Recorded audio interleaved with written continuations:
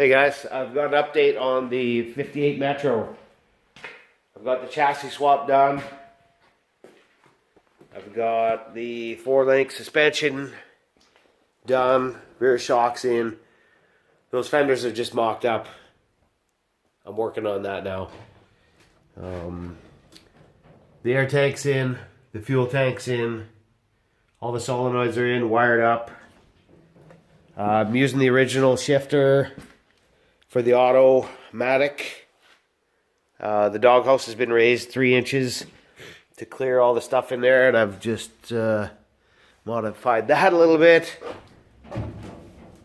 Gas pedals in, brake pedals in, steering column, switches. The wiring is almost done. I've sunk the battery in this little hole. That'll be covered up.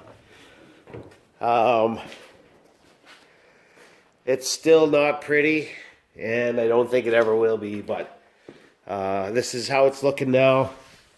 I've made a lot of progress and more to come, so keep watching and hopefully I'll have this thing on the road soon.